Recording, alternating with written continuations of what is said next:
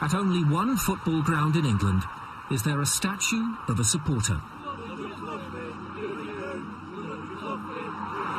David Michael Clough. Clough. Rochdale's finest. What does he mean to this place? Well, he means everything. The story of David and his love for the club, I don't think there's probably another one like it in the country. Come on, Cloughy! Born in Littleborough, beneath the South Pennines, David Clough's relationship with Rochdale AFC began as a boy in 1948. As a young man, he became a season ticket holder and sat in the main stand when he wasn't out fundraising for the club. It evolved as his life went on. Scratch cards, raffle tickets. David would go and collect the 50p's and the pounds for us, and the piles of money just grew and grew. He was a one-off. He spent all his time out on his bike, collecting money at all times, rain, hail or shine. And everyone knew he was an eccentric, but if he hadn't been what he was, we would never have got what we've got now. Major occasions have been rare in Rochdale's history. After his wife's death, Clough suffered a stroke, ending his fundraising, but not his support for the team. Rochdale against Charlton, 2018, final game of the season. Rochdale needing to win to save being relegated. David was blind by that occasion and wheelchair bound. We found it very difficult to commentate to David and control our emotions at that particular time.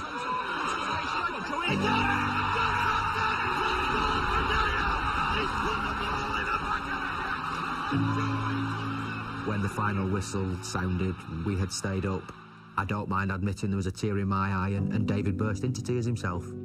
It was one of Clough's final games.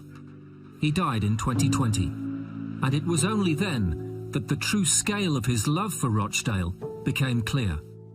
David left Rochdale everything he owned. The amount was just short of £250,000, which for a football club of our size can make a big difference to us. It really can. That's what you call devotion to a club. Rochdale were inspired to do something unique. So began a nationwide campaign to ensure Clough could retake his seat in the main stand. They provided me with a number of pictures, and that's what we worked on to actually produce the statue. He was well known for his national health spectacles that he wore, his flat cap that he always wore to the games, and obviously a smile on his face because he sat watching his beloved Rochdale play. I'm so pleased because it is like looking at a younger David every time I walk past it.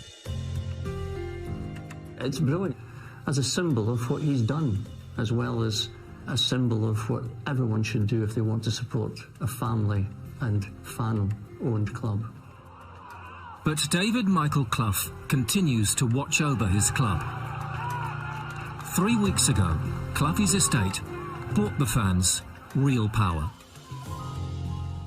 David wanted the supporters to be at the heart of the club, to have a say in what went on. There was a possibility over the summer that the club would be sold elsewhere. When you own your own stadium, it's an attraction for people that have not got the best interests of a club at heart. The executors were aware of what he wanted to do. He had versed them in what he wanted to do. And at a time when we really needed to support the club, the money that he left, part of it, was used to donate to the trust so that we could become a shareholder in a bigger fashion than we ever were. That fans will have a say in the running of this football club now and forever. If he knew what was actually he had achieved with his donation, he'd be incredibly proud. I just don't think that you'd probably see it again within the football family. So Clough continues to be a super fan? He does. Super fan when he was here, super fan when he's left us, and that will never change. The important thing is that the youngsters coming on will ask the question, who's that? And we'll say that's the guy that made sure you're here today.